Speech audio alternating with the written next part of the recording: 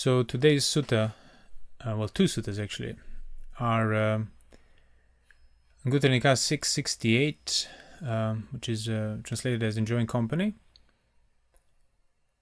and then Samyutta 3563, which is Migajala Sutta. So you can start with this one. So it says, Bhikkhus, it is impossible that a bhikkhu who enjoys association and company, who is fond of them and is devoted to enjoying them, would enjoy being alone in seclusion. Not enjoying being alone in seclusion, it is impossible that he will pick up the sign of the mind.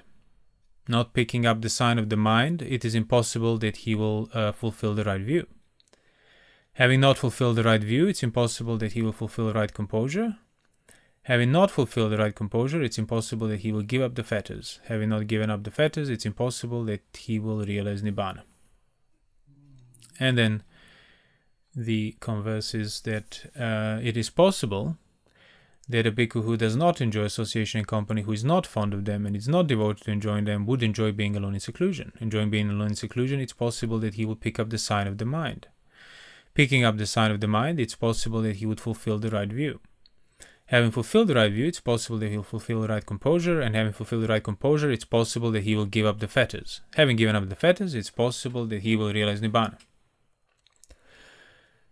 So, and then the second sutta, because this was fairly short, Migajala, says that Savatthi, the Venerable Migajala, went to the Blessed One, and on arrival, having bowed to the Blessed One, sat down to one side and said, Bhante, one who dwells alone, so it is said. To what extent is one a alone dweller? To what extent is one dweller with a second, with a company, with a partner, with somebody or something else? And then the Buddha replied, Migajala, they are forms cognizable by the eye that are desirable, lovely, agreeable, pleasant, dear in appearance, connected with sensuality and enticing. If a monk delights in them, approves of them, stands holding to them, then for him, as he delights in them, approves of them, and stands holding for them, delight arises. When there is delight, there is passion, and when there is passion, there is bondage. A monk who is bound by the fetter of delight is called the one who dwells with a second. And then repeat the same for the sounds, odors, tastes, tangibles, mental phenomena, the dhammas. So if a monk dwelling in this way, even though he frequents forests and woodland, wilderness lodgings, remote abodes with little noise and little sound, secluded, hidden from human beings, suitable for seclusion, he is still called the one who dwells with a second. And what is the reason for that? It's because craving is his second that has not been abandoned by him. Therefore, he is called one who dwells with a second, or one who dwells with a partner. And then the Buddha explains the opposite. So, when there are forms cognizable by the eye that are desirable, lovely, agreeable, pleasant, dear in appearance, connected with sensuality and enticing, but the monk does not delight in them, does not approve of them, does not stand holding to them, then for him, as he does not delight in them, doesn't approve of them, does not stand holding to them, delight ceases. And obviously the new delight would not be arising or being maintained. With delight not being, passion is not. With passion not being, bondage is not. A monk who is disengaged from the fetter of delight is called Migajala, one who dwells alone. And repeats the same for sounds, odors, tastes, tangibles, mental phenomena. And it says that the delight for that monk ceases. So a monk dwelling in this way, Migajala, even though he dwells in the neighborhood of a village crowded with monks, nuns, male lay followers, female lay followers, kings, royal ministers, ascetics of other sects, and their followers, he is still called the one who dwells alone. What is the reason for that?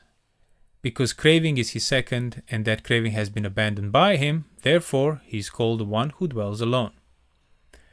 So if we just go back, and now overall, obviously, the picture that this paints is that, yes, one needs to be physically secluded, certainly in the beginning, needs to frequent the secluded lodgings and so on, as the many suttas often talk about.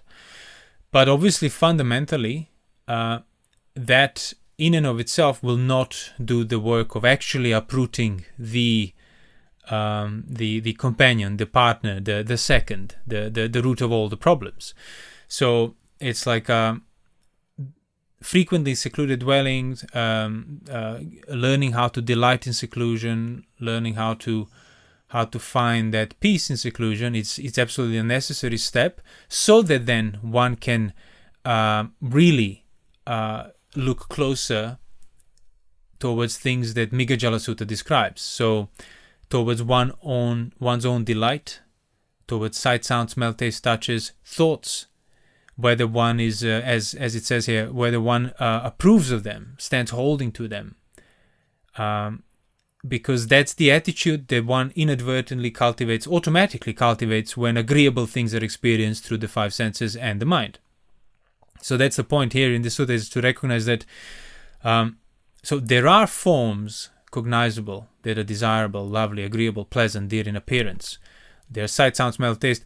They're mental phenomena. So there are thoughts that are agreeable, pleasant, and that's not the problem. So they're connected with sensuality, these thoughts, and they are enticing in and of themselves. So that's just how they arise. That's how they present themselves. It's not something that a monk or anybody who wants to practice can change or forcefully undo or get rid of. That's why I keep saying to people, like, you have to stop automatically trying to get rid of the things that arise pressuring you. Because that automatically accepting that attitude of trying to get rid of it, you are obscuring the more subtle attitude, which is, well, you delighting, approving, holding to it, basically being involved with it. So you could try and destroy the sights or destroy the eyes in a form of like a desperate denial, because you can't help but do that through first and foremost being affected by delighting them, by approving of them, by holding on to them. So as the sutta describes, the monk needs to stop that attitude of approval, welcoming, tolerating, but not go too far out and then try to prevent those things from mentally arising when they arise on their own.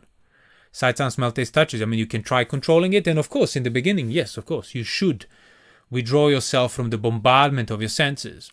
But not because that will in and of itself do the work, but because that can bring you closer to recognize where your delight, where you're holding on to those things, or your gratuitous resistance if those sight, sound, smell, taste, touches are unpleasant, your aversion. So either way, you're maintaining the craving, either way, you're dwelling with the second and you're not truly alone. So these two suttas mirror that other sutta from Majjhima Nikaya where the Buddha describes I often use that simile of the two wet sticks in the water. They need to be physically taken out of the water first, but then they need to you need to wait for a while for them to dry on the shore, because otherwise you still won't light the fire because they're still wet. So although you have taken them from the water, they're wet, and even if you start rubbing them together, there will be no sparks coming out. But only after a while, when they have sort of dried out sufficiently, one can light the fire, as the sutta says. And it refers to as long as one doesn't live withdrawn with the body, withdrawn from sensuality, obviously one's minds and thoughts will be soaking wet. If one withdraws physically from the sensuality, yes, that's a good first step, but again, one's minds and thoughts and attitudes and welcoming and approving and delighting and relishing and hoping and looking forward to, it still keeps the mind wet. So those attitudes need to be abandoned for the thoughts to truly dry from the entire kind of stretch of the sensual domain. When the thoughts have been dried out, that's when one is capable of lighting developing the insight. And this principle holds true, from Sotapaddi to Arahantship. It's the same insight. So that's why it's we'll see. I mean, I have a list of questions and contemplations in regard to seclusion in particular, but it's good to see in the first sutta, Anguttara 668. I mean, we mentioned this sutta in the past number of times, and I think often, it's used kind of as one of an alternative description, certainly something that adds to the context of what is necessary to develop the right view. And I think often people take that sutta that talks about the two factors, which is the yoniso manasikara and utterance of another. I think sometimes people take it, I think probably partially due to the certainly commentarial and traditional interpretation, they take it kind of as a matter of like it's like a static facts, like okay, right, so I just need to hear the right thing at the right time and magically the insight will occur regardless of, you know, where I'm at that moment. Which obviously not just that contradicts the whole notion of gradual training described in vast majority of the suttas, but even those suttas where the Buddha did quickly, you know, make people sotapannas, explain in the Dhamma at the right time to the right extent, even that had to follow the certain order. Even that, you know, he would elevate their mind by talking about heavens and then like bring them down by talking about the perils of sensuality and make them renounce sensuality there and then. And then he says, oh, he would know their mind. He would know the mind is ready. And then he would teach them the Dhamma. So obviously the Buddha was known as the foremost in formulating the Dhamma and teaching the others. So he obviously possessed the skill to see the mind of the others. So that's why the sutta is kind of extra interesting, so to speak. It's because like, so what do you do when you don't have the Buddha to teach you? What did monks did back then? The ones that didn't meet the Buddha directly. Well, it tells you what they did. Obviously, other suttas of the gradual training tell you as well. But in this case, you could see like, so a person starts by not seeing their own mind whatsoever. If that person's lucky enough, the Buddha will see the mind for them and it will tell it the right things and make them abandon the right obstacles, obstructions, not entirely the fetters that requires their own work later, and then they will get the right view. But if there's no Buddha now, like what do you need to do if you have the utterance of another, and say you are not looking for faults in the teaching, you are willing to consider anything that you hear as Dhamma and really get to the bottom of understanding it and the meaning behind it, not just go by the tradition, by the hearsay and so on. So what is the other requirement, or what are the other requirements if you don't take that to mean, the two factors to mean just as I said, like these static facts of just hearing the right thing at the right time and have a special experience that equates to Sotapanna. And this sutta describes that. So it's impossible to fulfill the right view. It's impossible if you are not able to see the signs of your mind. So if you're not able to see your mind for what it is correctly, in its characteristics, its features, it's impossible for you to develop the right view. It will be impossible for you to see the mind correctly, to see the feature, to see the nimitta, the signs of it, if you are not enjoying being alone in seclusion. And you won't enjoy being alone in seclusion if you're fond of company, association, entanglement, interactions with people. So the point is, like, obviously this sutta is already addressed to bhikkhus. So it's already addressed to people that would have left the household life. It's already addressed to people that would have been celibate. They would not have been interacting in the, the villagers' ways, as the other suttas describe. Yet they, now, having given up the coarse, obviously, obstacles, obstructions, now they also have to start giving up that enjoyment in association, even if it's a wholesome association and wholesome company, not necessarily like really, really coarse or depraved and so on. So it's like simply depending on the company needs to now be undermined, needs to be understood, and needs to be replaced by actually preferring seclusion, so that you can get to see the signs of the mind, so that you can actually get that right view. So this paired with the suttas that describe the gradual training kind of fits together and shows you, okay, this is how people would have trained.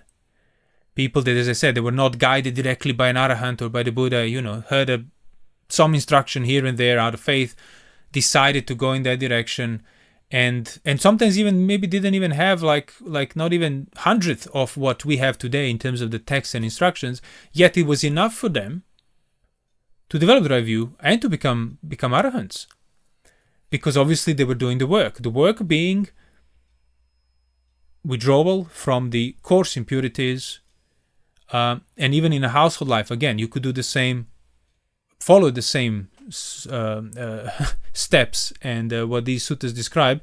You don't necessarily need to become a monk for it, but you need to meet the requirements. So what are the requirements of the bhikkhus? Well, we all know that. You meet those requirements now, okay, Your household life might be crowded and dusty, as the suttas would say, but within that, you could work, or you could certainly start becoming less and less dependent on association. So when you do have a choice to associate yourself or not, do you choose to stay alone, or do you choose to follow the desire for company? Of course, company will be, you'll be pushed into the association, you will have to go through stuff, work, people, family, but the times when you don't have to do it, do you choose it still? Or actually, do you start choosing seclusion? And do you start working towards learning how to enjoy seclusion? Because nobody enjoys seclusion to begin with. And if people enjoy seclusion as putujana, it might be, maybe because for one reason or the other, they did not become that dependent on the company. But also it might be because they're averse to company. So it's not going to be a wholesome reasons for a seclusion. So you need to actually start reevaluating those. And yeah, as I said, if they're wholesome, great. But more often than not, it's going to be something other at play. So most people will have to work towards learning how to correctly, for the right reasons, enjoy seclusion. How not to distract themselves from it. How not to sort of like use it to mask actually where the real work is. So that's the point to recognize here. It's like you're not going to enjoy it immediately. You need to work towards it, and you can start working towards it is when you stop choosing company, when you are presented with choice. If you have an option to stay alone, to stay alone. If you have longer options to be withdrawn from people, take them. Just to practice this when you can, because otherwise in a household setting, most of the time it's going to be crowds and others and duties. So it's still possible, but the fact that the household environment is different than the monk's environment, just going to make it harder. It does not make it like justifiable to think or invent a different way to get to the same thing, because there isn't a different way. Gradual training is the gradual training. So, whether a person can achieve periods of seclusion in their home or something, great. If not, maybe go to a monastery or go somewhere on your own when that's possible, and use it pretty much to start reflecting in the right direction. We're going to go through that. I have a whole list of like reflections and things and so on, but yeah, I think it's kind of important to recognize that the question is not just about withdrawing yourself physically from people, from the association, and to feel like, okay, now my work's done, when is the Sotapatti coming my way? It's like, well, it comes when you develop it. And also, another thing to mention before we go into question, it's like,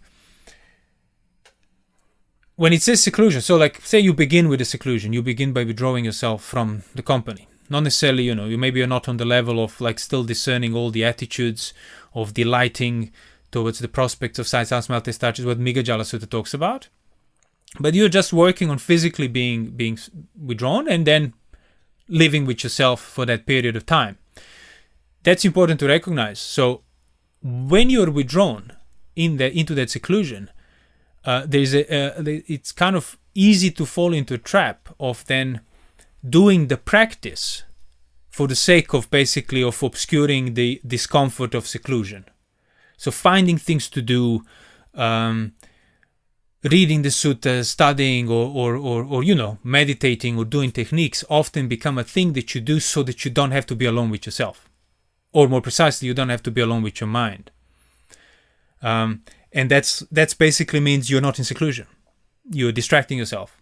Like you're not distracting yourself with extremely unwholesome stuff that you would have been doing in the world, but nevertheless, you're doing it for the same reasons.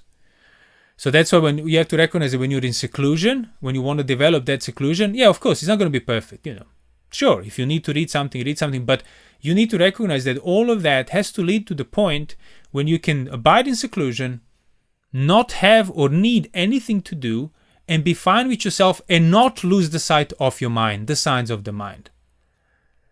So if suddenly you have nothing to do, you'll be absolutely fine. There would be no like, pressure building up from that animal that's forcing you, oh yeah, you gotta find some occupation because otherwise this is getting unbearable. I'm drowning in myself pretty much. And this is important because, again, especially like, if you're still unsure about what the actual practice is, and maybe if you're not convinced by our arguments when it comes to meditation or whatever, and if you still find meditation helpful and so on, it's going to be very easy to fall into meditating in seclusion so that you are not alone with yourself. And I've seen that happen to many people. Like one acquaintance of ours, a monk, he disrobed eventually. And he used to go and stay in these really remote kutis in Sri Lanka. Like super remote. You just go Pindapat in the morning to the village. You don't even have to talk to anybody. And then you go back and that's it. There is no electricity, nowhere to even go for like nature hikes. It's just absolute wilderness, hot, unpleasant. So you just be sitting in your kuti till the next day. No work, no duties. Villagers would do anything that kuti needs repairs. So he would go there on these couple of weeks or longer, and always have like an expiry date, so to speak. In other words, in 10 days would always set something up that would require him to go, I don't know, to the town or to this place or to that place, and then he would come back. And he was doing that, and in the meantime, while he was there, he would go Pindapat, do the chores, and then spend the entire afternoon watching the nostrils, doing the anapanasati or sensations or whatever technique he got into. And then the time comes when he can go, and then he would feel, okay, now I can go, I did my work, and then he would go back and repeat that. Well, on one occasion, one of his plans fell through, and the person was supposed to pick him up, I don't know, Friday or something, and they didn't. So they said next Friday. And by that point, he was actually quite, built up this tension. He couldn't sit anymore.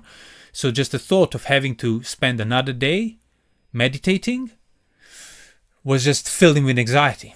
So obviously the natural kind of conclusion is, well, I don't have to meditate. Well, now that filled him with even greater anxiety. What will I do? Like I sat for like 10 days now, 6 hours a day every afternoon till the evening. Then I go to sleep, then Pindapat, then I sit 6 days, then 6 hours, then I go to sleep, then get up, Pindapat, do the chores, sit, and just got tired of that routine, couldn't do it anymore. And it's like, well, I don't have to sit. And now the panic really set in. What will I do for the remaining of my time? And he panicked, and then on the next day he basically came to Hillside to visit us. And he was quite distraught and wanted to talk, and because I think part of him was shocked because he thought he was doing the right practices. He was doing all these techniques that all these great Ajahns teach and everything else. And it's like, but if you still can't be with yourself, what use is any of that to you? If you're not able to do it, or if there's, say, sounds, or like, I don't know, you end up in a hospital or something and you can't do your calming practices, your management techniques, what use is that to you when your mind will go back to its own wilderness and able to pressure and threaten you and overwhelm you to the point that you run in panic for any help, any advice you can get, even from people that you were usually disagreeing with, i.e. me. Anyway, he was asking questions, listening and stuff, and I explained this to him, and you could see like that he understands that what I was explaining is something completely opposite of everything that he has been doing in the name of practice up to that point. Everything that was bound with the sense of duty, that was bound with the meditation, that was bound with technique, that was bound with this expectation that results will come on their own when I diligently just fulfill this mindless practice, which also conveniently keeps me occupied so I don't have to be with myself. So that's why you have to recognize, okay, this was like a bit of an extreme example. As I said, he was following all these other things that we clearly, and repeatedly describe as wrong views. But even if you don't go to that extreme, you might still be doing the right stuff, listening to Hillside or doing the Hillside way for the same reason. So yes, in the beginning you have to learn, you have to apply, you have to reevaluate and think and so on. But the point comes when you recognize you're in seclusion and you will recognize, am I doing these things now because I really don't know what am I supposed to do? Or it's because I have this urge and pressure that mind needs something to be occupied with. And you have to be careful to recognize it. And that's how you begin to truly find comfort and delight in pure seclusion of like non-activity, non-distraction. And that's what outlines the mind and chitta nimitta sufficiently thoroughly and so on for the fulfillment of the right view and everything else that follows. So only then you can go to Migajala Sutta and recognize that these subtler attitudes of non-delighting in that which has arisen, with the delightful thing that has arisen, not craving, not welcoming, not accepting the thing that's there on its own, and being able to see that space between. Because before that, it's like something arises, I must either act towards it or try and deny it, destroy it, choke it out, asphyxiate it. And none of those actions or reactions, whether it's a lust or aversion, both of those directions do not reveal and further obscure the mind, the animal. Where your attitude, because see what the sutta describes like that, he doesn't welcome, he doesn't delight. That describes an attitude, your attitude towards your own mind.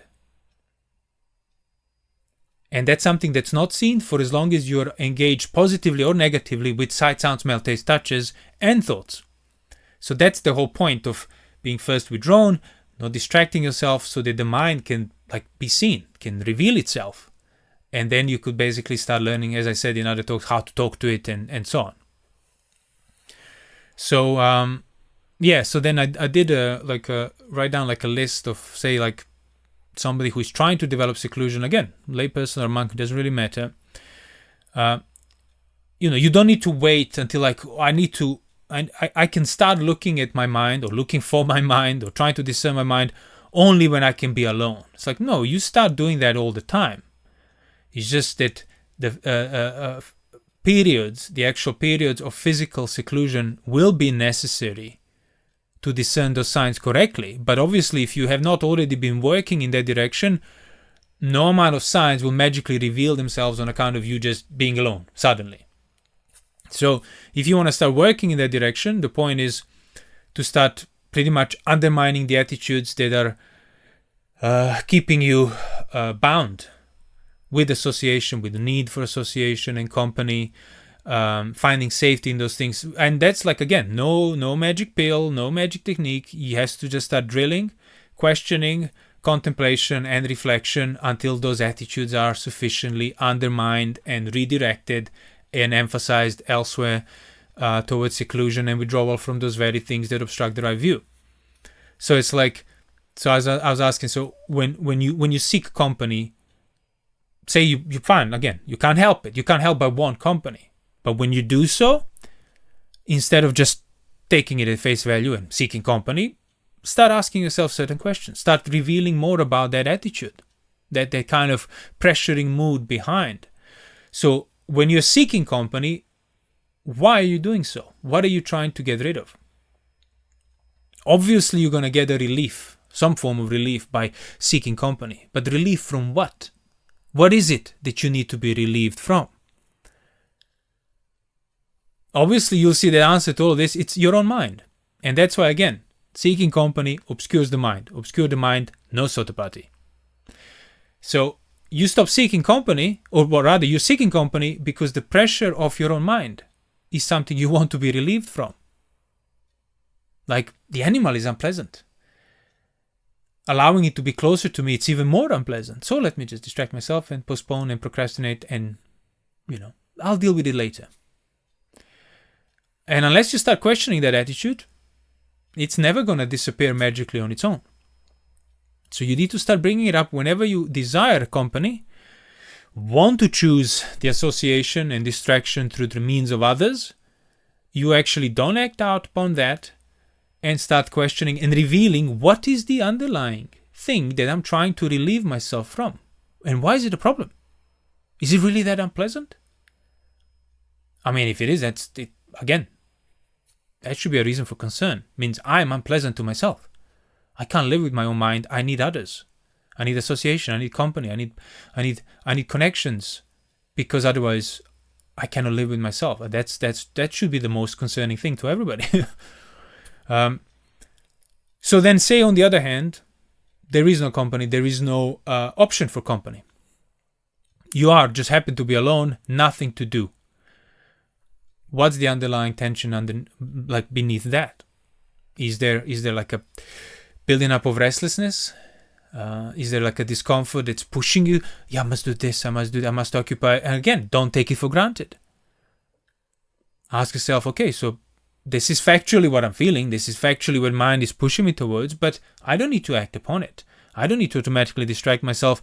Doesn't matter how justifiable it seems. Let me just, for just a short period of time, actually question this attitude, as opposed to how I always just do, accept it and act out of it and mask it.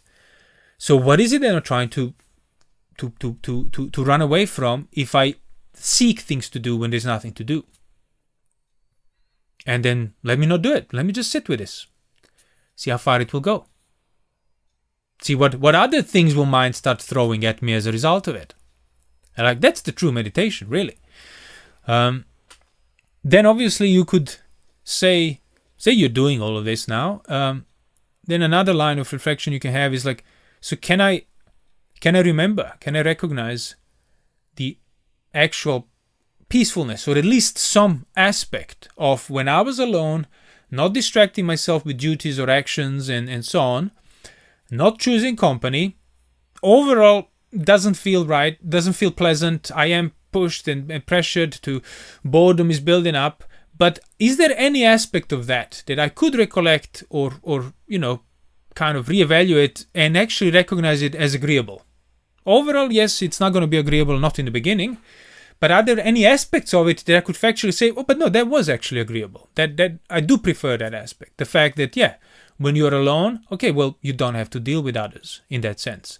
You don't have to try as hard to not lose the context, because the simple non-engagement with others means maintenance of the context, even if you're not making the effort. Are there any other aspects, however like brief or fleeting, of the actual seclusion set up rightly that you could recall as pleasant and agreeable? And then yes, recall them more often than not. Try and spread them around. Contemplate them so they become even more pronounced, instead of just obviously focusing on the negative pressure of the boredom and the restless mind that's trying to get you to act out and abandon the seclusion. So all of that is pretty much to start revealing these, tones, backgrounds, context, frameworks, moods, whatever you want to call it, which is what your chitta is. Like, everybody has the thoughts of what their chitta is, thoughts and that mental perceptions of the chitta, but for as long as you're not withdrawn rightly from sensuality, withdrawn rightly from the dependence on company, those thoughts will always be abstractions. In other words, they have nothing to land on. But once, say, you are withdrawn rightly from sensuality and do the practices and reflections we just described, then you can recognize that, oh, there is an enduring mood, there is an enduring tone, that background kind of influence, and that's what chitta is. The more you recognize that, even more specific signs and features and kind of indications of that tone become palpable now, become visible, become recognizable, become relatable, become concrete, not abstract, basically. That's the whole point. So you could then simply, through not even verbalizing the question, just thinking about what is the state of that tone, what is the inclination, what is the leaning, you would already know the answer, which means you're already seeing your mind much more acutely than before. So yeah, those would be like the reflections, as I said, that one can do in order to develop and then continue developing that seclusion correctly, that can outline the mind and then obviously eventually uproot all the subtle attitudes between you and the animal. But then obviously, on account of this, on the basis of this sutta, I have some more questions that are kind of more like technical and stuff, so I'll go through them as well, because I think different people come from different backgrounds, different sides, different levels of knowledges and familiarities. So there's a question. Somebody says so when person is seclusion, and then you have your mind coming up with dialogues, with questions and answers and dialogues, inner dialogues. So does that mean you're dwelling in company, or is it you're simply distracting yourself, or it's not a problem. And that's obviously going to be something that I think most people will encounter quite soon, probably. As soon as you start withdrawing, then you're going to be in these mental scenarios and stuff.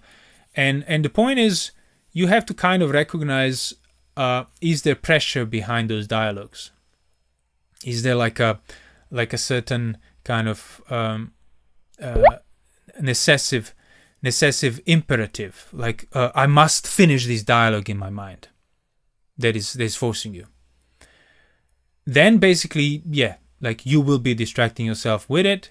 You will be pretty much dwelling in company, because usually it's gonna, even if it doesn't necessarily involve, images of other people or like trying to finish conversation with somebody else. If you're just talking to yourself, if you're doing it out of that, I've really got to finish this conversation, it's going to be a distraction. So the whole point of seclusion is to reveal that pressure, and that pressure can only be uprooted if you stop acting out of it whenever you recognize it, endure it on the right level, and then not feed it until more of the mind nimittas are revealed behind that pressure.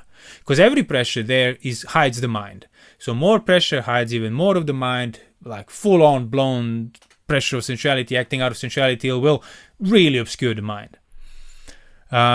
So yeah, you're not going to be magically just able to tell your mind instantly to stop having these conversations. But whenever, you lapse and then you regain certain context of what's happening, you try like, okay, no, I won't feel this. And the mind really wants you to finish the sentence for yourself. No, I won't do it. I'll stay with it. Doesn't matter how up here it feels. So then another question is like, says based on Udana 4.1 Megya Sutta, that sutta says that if someone does not yet have the right view, they should at least keep contact with somebody who does, in order to develop the right view. Well, that's that part of the utterance of another.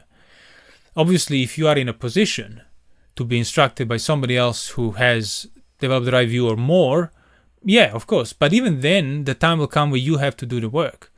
So this simply means if somebody who is still learning, who is really still not sure about what they should be doing in terms of the practice, when they're still stabbing in the dark or trying everything, eclectic kind of collection of techniques and practices, and not really seeing, whether they contradict each other or the suttas and so on, yeah, that person, like, they can't just go in seclusion and expect magical kind of crystallization of all the truths and so on. No, they need to learn.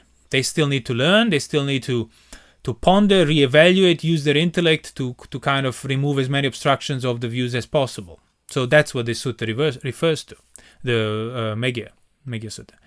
So yeah, they need to keep in contact. Obviously, if you have access to books, talks, questions, you don't need to be physically with that person. Back in the day, that was the only way of learning. You couldn't get an MP3 player and listen to your talks in seclusion. So, so the question this person is asking is that at the practical level, for putujanas and laypersons, external seclusion should mean just some brief periods in a day or certain periods in a monastery in the beginning. Which one of those? Well, both. Whatever you can get. Even seclusion during periods of day.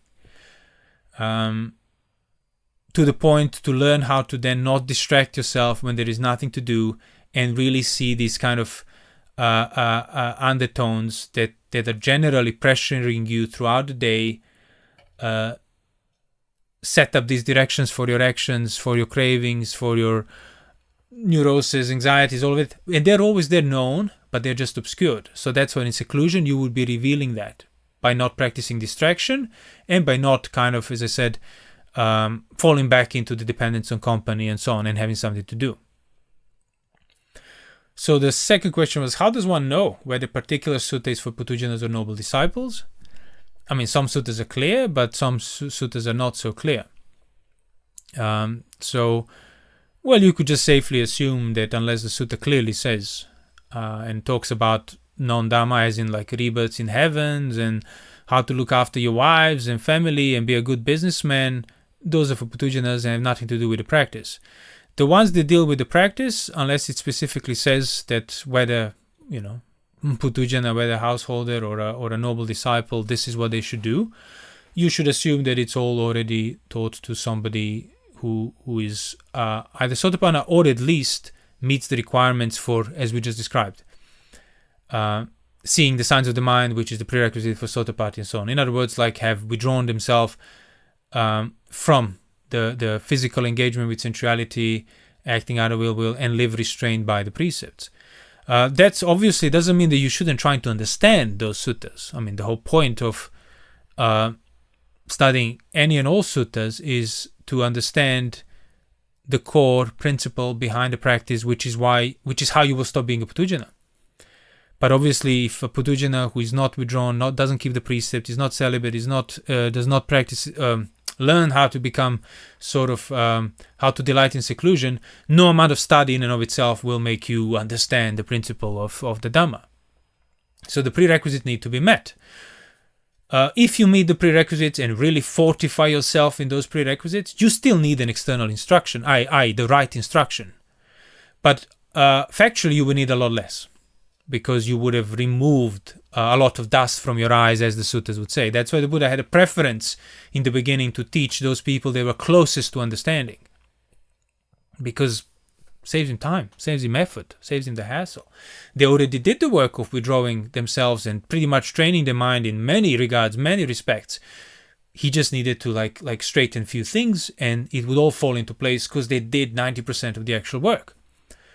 So both things need to be developed. In other words, you read the suttas, you try to understand them, but don't just think that Sotapaddi will come on account of some magical, even if it's a factual insight, even if it's not like magical meditation experience of self-hypnosis or whatever else, even if it's an actual insight, like, oh wow, you understood something you've been reading. Yeah, great. Now understand it 1,000 more times. Keep drilling it. Keep getting more things to understand, and pair them with a lifestyle. Pair them with withdrawal and sense restraint. That's the only way it can work. I mean, the Noble Eightfold Path is described for a reason as a Noble Eightfold Path, as a gradual training. So somebody also asked about the term parasocial. It says, we often hear about the term parasocial these days on the internet, especially in regard to social media, and I was wondering if these types of relations could fall into enjoying company. Like this person really engage in talking to people day by day, they live alone, but they wholeheartedly engage in watching streamers and YouTubers they kind of feel connected to. So yeah, definitely. I think they already know the answer. They asked the question maybe just to be sure about it. But yeah, of course, like, you might watch something or learn on the internet, I don't know, some practical skill or something. And even if the person is there, if you enjoy watching them, you're doing it for a reason of learning a skill. But if you're watching somebody just for the sake of, whatever they say or do as a means of like hanging out with them, well, it says definitely you're not alone. You're dwelling in company. Same, like, you read the novels and really get emotionally invested in the characters and their lives. Again, you're not dwelling in seclusion. You are seeking all these proxies that serve as company. So, yeah, you'll need to stop it. And do I have more? So there's there's a question regarding that whole what we just read. If a monk doesn't delight, does not approve, does not still holding to sight, sound, smell, taste, touches, for him delight does not arise, and it would cease, and with ceasing the passion would cease, and the bondage would disappear, and so on. So the question says, this person says, I read this passage as restraining the sense objects properly, which is in my control, until delight ceases on the level of chitta, which is not in my control. And that's correct. So they're asking, so does this mean this is like a time-bound process? In other words, you could be doing your restraint rightly, but the mind will not necessarily instantly calm down or abandon its craving and trying to pressure you. And yes, absolutely. That's why it's a gradual training. That's why the Buddha would first tell somebody, go and dwell restrained by the Patimokkha. Become established in precepts rightly. Train your mind on the basis of that. On the basis of that domain, on the basis of that development. So in other words, you are practicing sense restraint rightly, you're not acting out, you're not welcoming, you're not indulging those thoughts, you're not trying to get rid of them out of aversion either, you're not trying to get rid of the pressuring mind out of aversion either. So the mind is there. And the whole experience is it's uncomfortable because you have the mind pressuring you. The chitta is still infected with delight. The animal still wants to run out. But you're preventing it. So that has to be sustained until the animal calms down.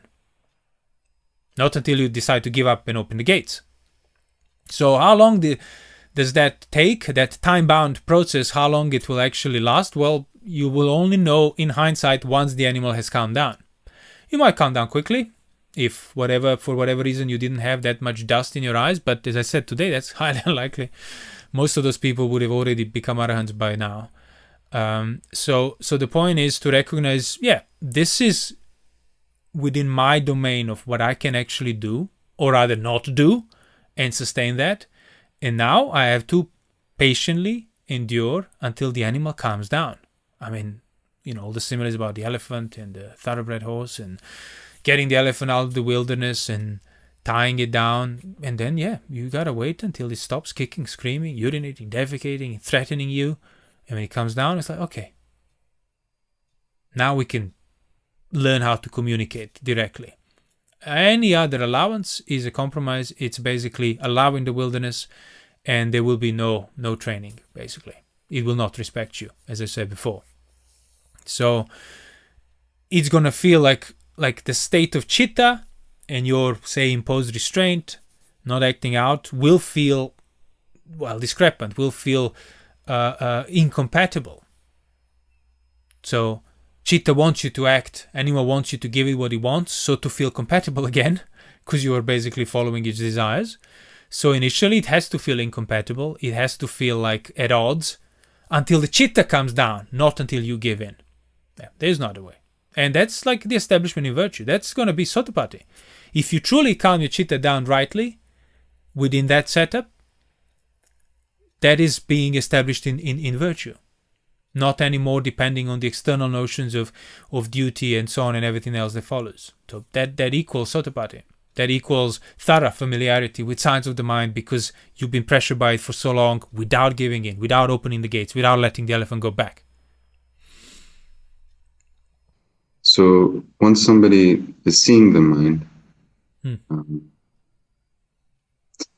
in the past or in the talk, I think that you gave, or also Bhante and Nika mentioned, that the choice between a painful practice and a pleasurable practice is not a choice, basically.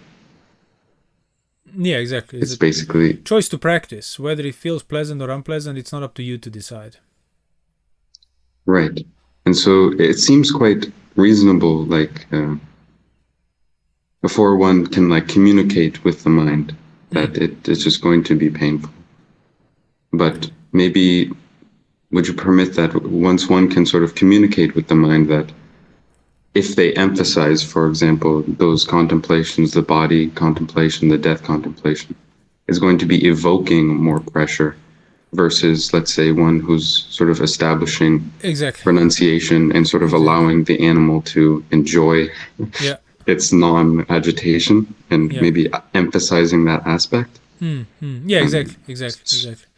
So there's it seems like maybe there's a bit of a choice, sort of, once that. Well, no, there's a choice, like what you put forward. But if you want to complete the work, there is no choice. If putting forward renunciation is factually uprooting craving for you, that's why you're doing it. You're not doing it because it's more pleasant. If putting forward death contemplation and everything else is undoing factually craving for you, that's why you're putting it forward. So again, but if you start choosing the renunciation because it's more pleasant ways of calming the mind, that means you're not putting forward things referenced by what's undoing the craving and taming the mind fundamentally. You're putting forward things what's rooted in your preference, which means you're not going to fulfill the work. So by choosing on account of pleasure and pain, you will quite likely not fulfill the work. Right. Do you think that it's kind of like you can emphasize maybe that aspect of renunciation?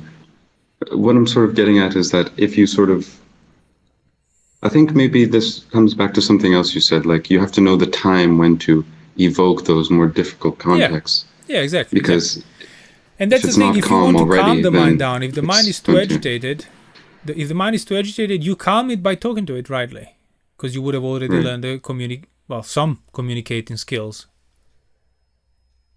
And that's the point. It's like, you started by asking, like, once you see the mind, you're already seeing the mind. Everybody's already seeing the mind to some extent. Right. It's just that that extent is insufficient. Needs to be uncovered more and more and more.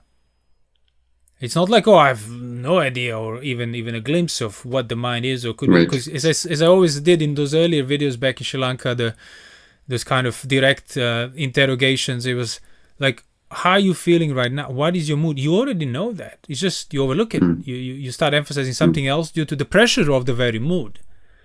So it's going back to that. It's already ways of seeing the mind. But like to really see the signs of the mind that correctly, accurately outline it, that's then sufficient, becomes sufficient for developing the right view and so on. Yeah, you need to do more of it. But all these contemplations, even now that, these kind of self questions that I went through, you can start at, like anybody can, the householder can already start asking those questions because he will already know the answers. Now, of course, the more you ask them, the more answers you're going to get from it. Each time you go back to it, you're going to discover even more subtler, clearer reasons. But from the start, you already have the idea of what the pressure is, what do you pressure towards, what mood endures, regardless of whether you're getting stuff. Sometimes, as I said, that often give that example, when you're in a good mood, you could have people like being rude to you or everything, and it's like, oh, but nothing affects me. Like, today, my mind's happy. It doesn't matter what you say to me. Like, for whatever reason, the mind is in a good mood. Some, got what he wanted or whatever. Then on another occasion, you could have mind in the bad mood, and you could have people effectually around you, caring for you, trying to help you, saying the right things, and you'll be hating them. You'll be having ill will towards them. So you already know that there is a discrepancy. You already know there is something underneath you that's kind of forcing you in these directions. And then you take it for face value, and then you act out and so on. And then you try to calm down through meditation techniques or whatever else. But that thing remains controlling you from underneath or from inside or whatever simile you want to use. And that's the point, like to start uncovering that from the day one. Because you already know that there is that thing there. You might not be very clear about it. It might be ambiguous, but if you start saying no to your desires and then start increasing sense restraint when the time for it is right and asking those questions in the meantime, it's just going to get clearer and clearer. Which means probably initially it's going to get more and more unpleasant because you stop running away from it through giving in to the pressure. Right. And then finding the balance within that to not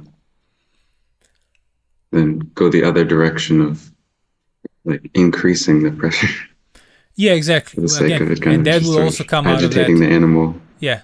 It's like, oh, it's there. I said, well, how about I double down now? Let me just tighten it more so it's done with. It's like, no, now I actually have to restrain that.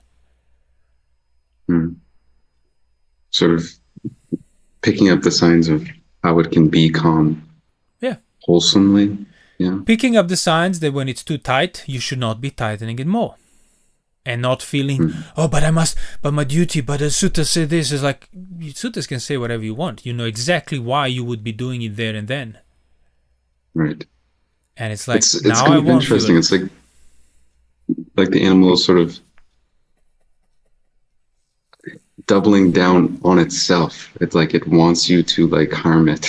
Yeah, exactly. If you're not letting me go where I want to go, just kill me. Just put me out of my misery.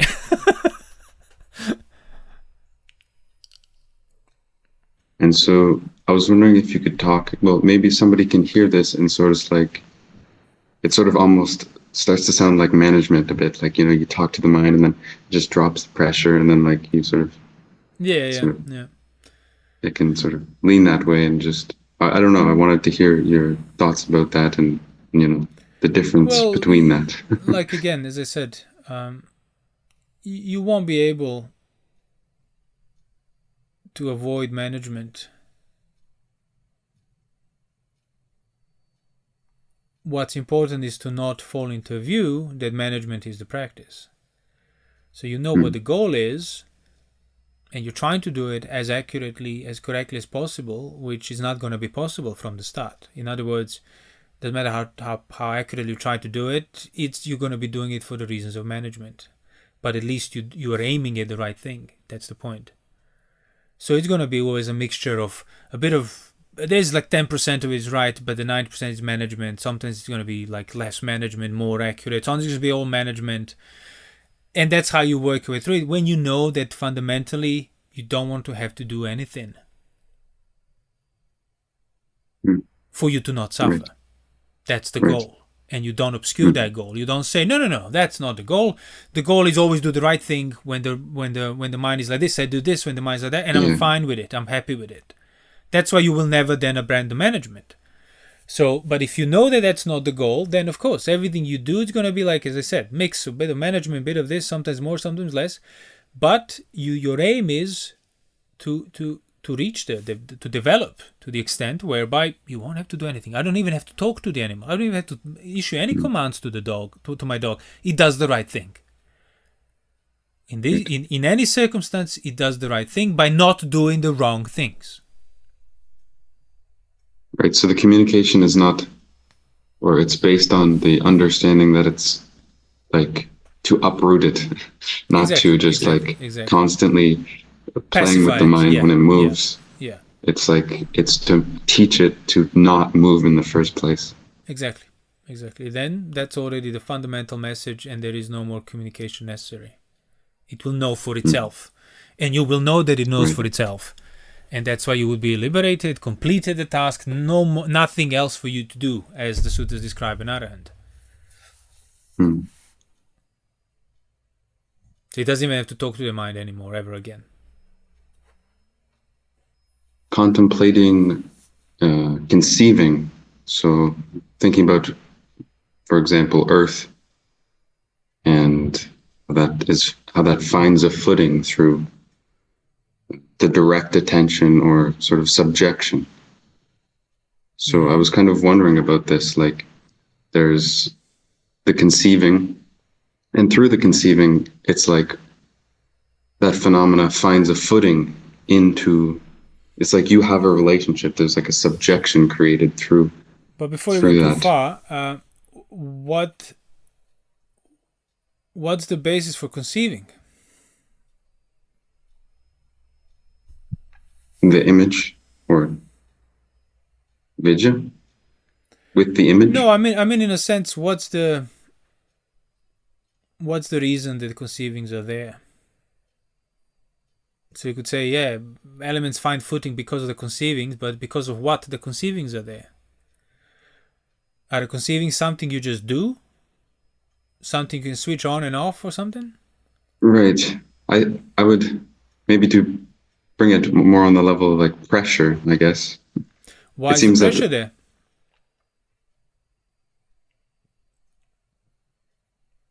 Like, why is that phenomena there, or why is that? Why are you still liable touching? to pressure? Yeah, why is there a pressure? Why there can be a pressure? Because again, pressure is not something you can switch on and off or choose to not do. Yes. I suppose I would have to say it's the mind, right? It's not that. It's not tamed. Okay, so why is the mind not tamed?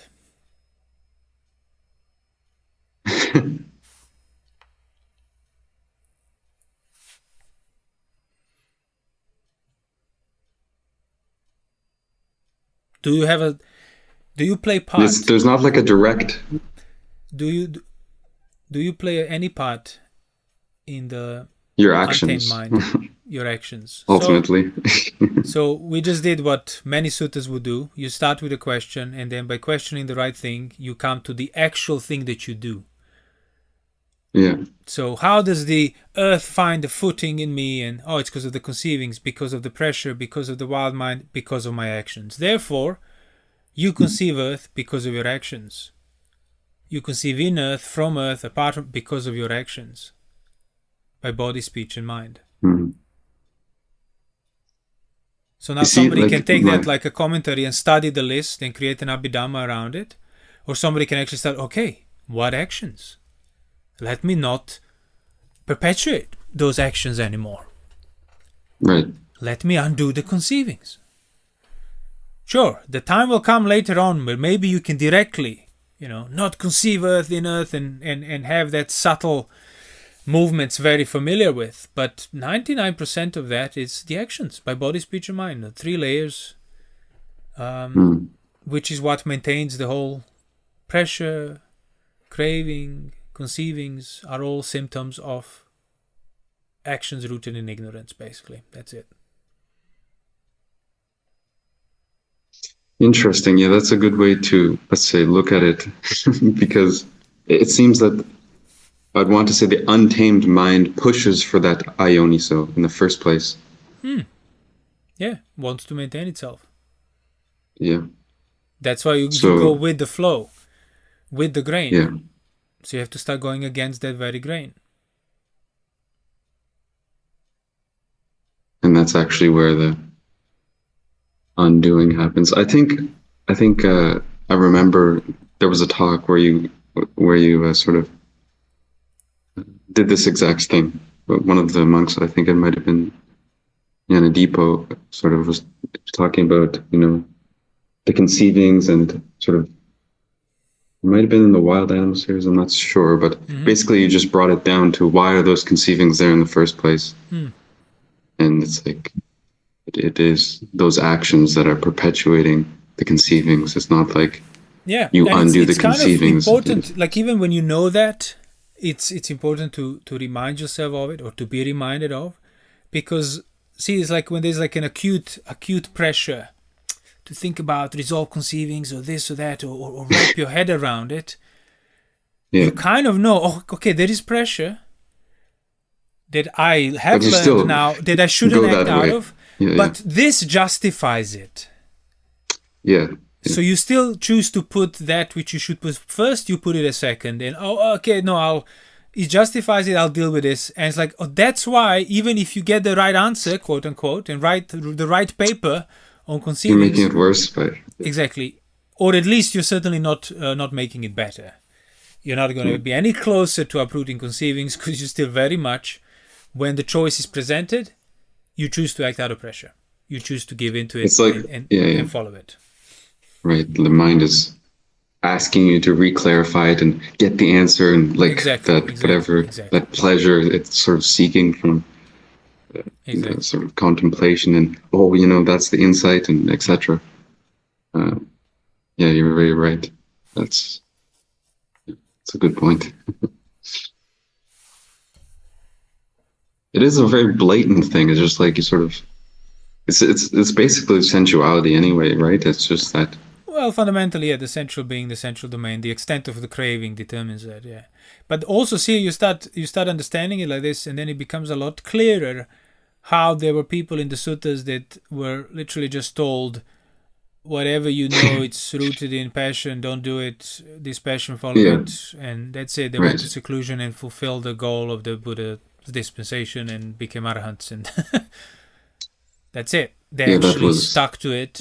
And work their way through it in the correct manner, did not act out of things they shouldn't act out of, protect the things they should protect, and that's it.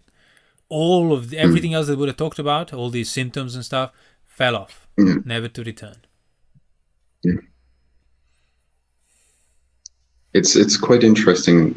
Maybe over time you like, seems in your teachings even, like if you go and read meetings or maybe the earlier discussions, there seems to be that sort of emphasis, but then it seems like at a certain point you just cut that out and you said, like, maybe this exact problem that we're talking about now sort of came to mind as more important to just in the beginning, I would answer questions. It doesn't matter where people were coming from, but after a while, and you do it for a few years, it's like, okay, I have to be as efficient as possible, because I cannot be repeating myself 20 years down the line, just saying the same stuff without any effect or benefit to a person. It's just basically just satisfying their curiosities. So then you start to tailor, like, talk about things that matter, and bring everything back down to where actually the difference can be made. Right. And then whether a person chooses to follow it or not, that's fine. But I know that if they follow it, they will arrive at the result. But, if you just give them the answer to whatever angle they came from, it does not necessarily guarantee they will make the actual effort that needs to be made, and so on. So initially, you do need answers. You do need to learn. Like, Nyanavira was very useful for me, although, yes, he was also just on the level of theoretical answers for as far as anybody comes to read it. He was doing the lifestyle of it, but that's not something you could have just emulated through reading his books. That's where many people fall into the trap of just writing papers and quoting Nyanavira and being convinced he's the most right person in the world, but they're not Sotapannas themselves. So it is necessary and useful, especially because everybody comes with lots of preconceived notions. But yeah, the point is, there is a more direct way to deal with the preconceived notions that you can then start seeing for yourself without needing to adopt a new philosophy, learn new jargon, and become a existential philosopher and so on, phenomenologist, to get the glimpse of the message that he was trying to get across. So you start taming your mind, which is all like well documented in the suttas. Start questioning your preconceived notions, your disagreements, your little preferences, and you will arrive at the obvious that you kind of know, which is why you were resisting what I'm saying from the start. Not you specifically, but when people try to, well, this and that, you already know. If you were authentic, transparent enough, you would know why you were resisting the gradual training that we describe, the way we describe, the way the suttas describe it. It's because you don't want it that way. You want your preferences to be served because this is too frightening, too scary, or whatever else. So you just need some transparency, and it would have saved me a lot of time, and I'm trying to save other people time by telling them that's the point. Question everything, including your own stances, and you will arrive at the transparency. It's not going to feel pleasant, but it's certainly going to position you a lot better for actually then understanding what the essence of the Buddha's teaching was and the training. Right. Yeah, I think that's really important to go back and sort of keep that emphasis in mind, especially because within, let's say, the phenomenological Buddhist circle, there's that sort of vibe to just like figure these things out and you can see things, get distracted. This is, and yeah. And again, it's not like I must stop thinking about it. No, it's when you want to think about, instead of just taking it at face value, broaden the context and recognize the experience as a whole of wanting to think about it. See the underlying pressure. Don't just take it and go with it. Include it. Write it. Include it. Exactly. Include it.